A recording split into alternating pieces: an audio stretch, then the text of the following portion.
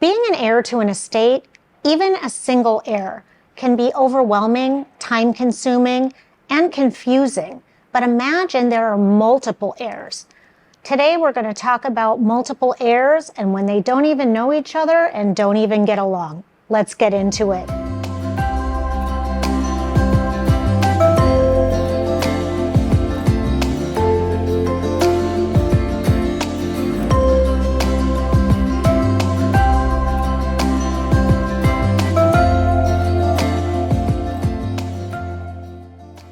I'm Mitchel, your heels on the ground in the Miami, Fort Lauderdale area.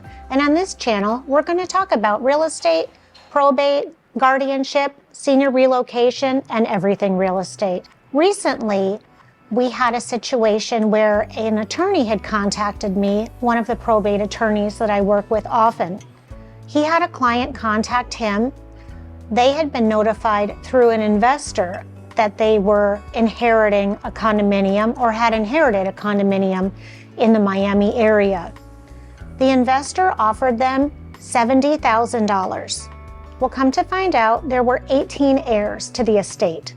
There was a will, and the will had 18 heirs.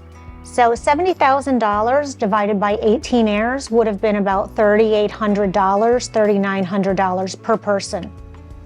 So the attorney that I work with often had said to the woman, why don't I contact Ellen? Let's find out what the condo is worth. If it's worth $70,000 or $80,000 and the people are going to do all of the work to track down all of the heirs, maybe it makes sense. But why don't we see?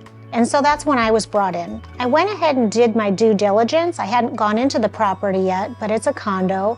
And based on the closed sales in the area, the condominium was worth about $300,000. So $300,000 divided by the 18 heirs is about $15,600 per person, less expenses. $3,800 versus $15,600. It was a tremendous difference. But now, how do you track down the 18 heirs? The attorney and the woman that had contacted us, who wound up being the court-appointed personal representative, really had work on their hands and have been diligently contacting the 18 heirs. There's been a lot of back and forth with the family because many people in the family just wanted the property sold to the investor for the least amount of money and the quick closing. It's been challenging dealing with an estate with 18 heirs. The attorney opened probate in court, and the woman that we've been working with, we'll call her Becky for this instance, was named the personal representative. As the personal representative, she's able to list the property for sale, sign the listing agreement, the addendums, the sales contract, and everything. But the attorneys want all 18 heirs to sign the deed, which will transfer the ownership from the seller to the buyer to make sure that none of the heirs can come back later and say that they weren't notified or that they didn't have an opportunity to know what was going on with the sale. Since that time, one of the heirs is in jail, another one of the heirs has gone with the wind, and so these are things that we deal with often. Fortunately, it's not typically 18 heirs, but when there are multiple heirs, particularly if they don't get along, if there's bad blood, or if they just geographically haven't seen each other for years, it becomes more and more complicated. And that means you need a really good team who's going to be able to work together to find your solution and get to the other side of the probate process. Sometimes there are not only legal challenges, there are emotional challenges. And I see this all the time in working with families.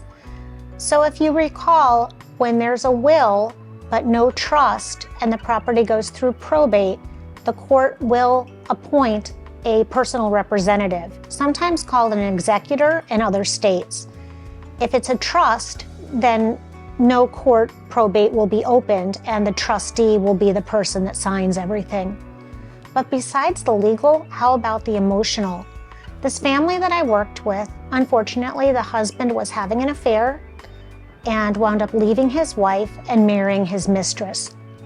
6 months after they married, the husband died. Well, the adult children were not speaking to the former mistress, who's now the spouse and the widow, and there was a lot of bad blood between them.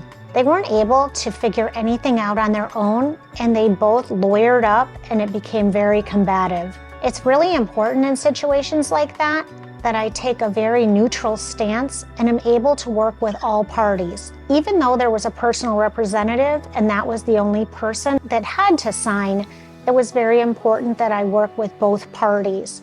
The adult children wanted some personal property from the condominium that had been their father's.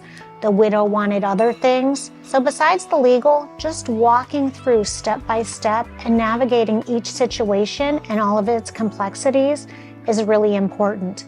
Thankfully, we were able to have a successful sale of the condo. The widow got the money that she was due. The adult children got the money that they were due, and they were both able to move forward with their lives. But it's not easy, and it is important to have a good team around you to support you through these difficult transitions in life. If you like the information that you saw here, please like and subscribe. And any ideas for further content, please put it in the remarks. I read all the comments and really appreciate the feedback.